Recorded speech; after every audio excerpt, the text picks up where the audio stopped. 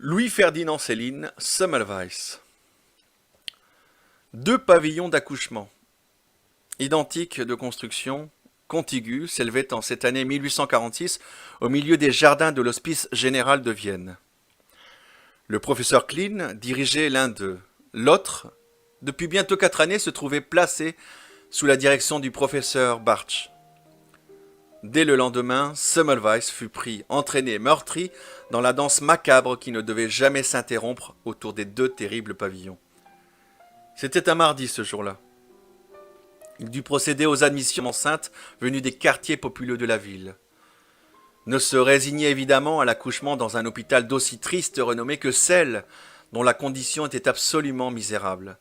De leur anxieuse confidence, Semmelweis apprit que si les risques de fièvre puerpérale étaient chez Bartsch considérables, chez Klein et pendant certaines périodes, les risques de mort équivalaient à une certitude. Ces données qui étaient devenues classiques parmi les femmes de la ville constituèrent dès ce moment le point de départ de Semmelweis vers la vérité. Chez Klein, ne vont en définitive que celles qui parviennent à ces derniers instants sans argent, sans soutien, pas même celui d'un bras pour les chasser de ce lieu maudit. Pour la plupart, ce sont les êtres les plus accablés, les plus réprouvés par les mœurs intransigeantes de l'époque.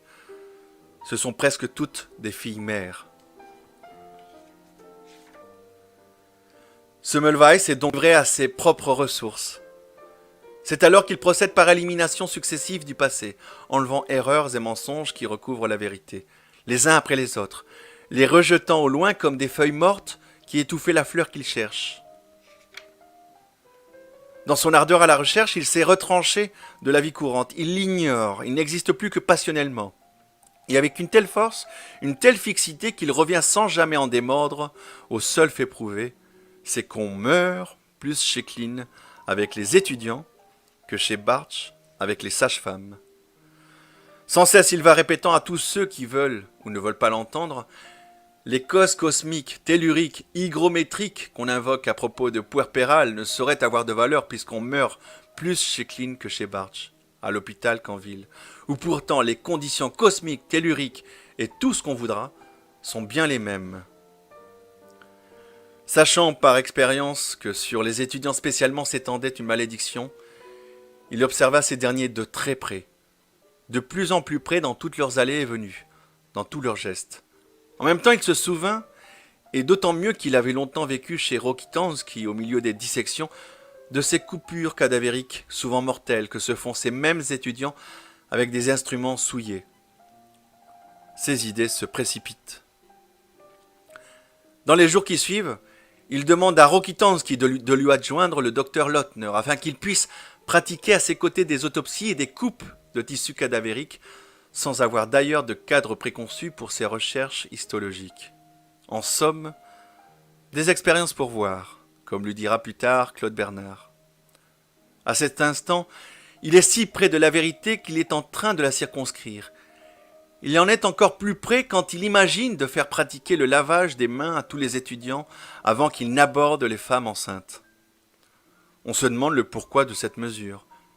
Elle ne répondait à rien dans l'esprit scientifique de l'époque, c'était une pure création.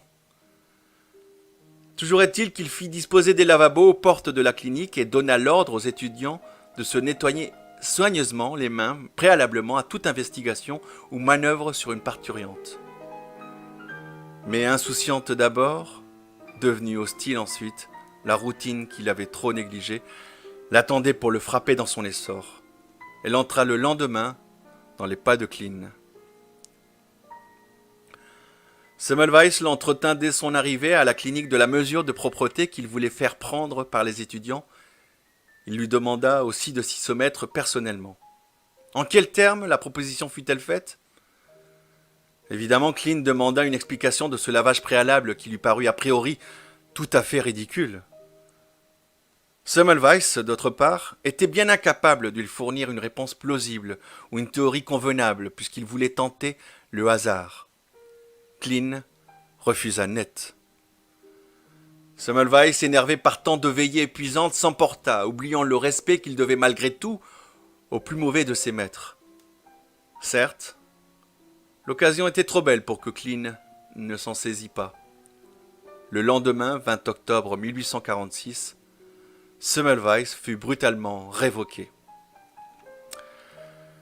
Voilà un texte dans l'air du temps, qui appartient donc à ce livre que je voulais vous faire découvrir, Semmelweis de Louis-Ferdinand Céline, un livre peu connu, il me semble, méconnu de ce grand écrivain.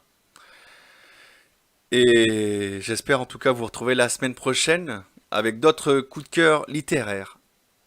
Et j'espère que ça vous aura plu. À bientôt!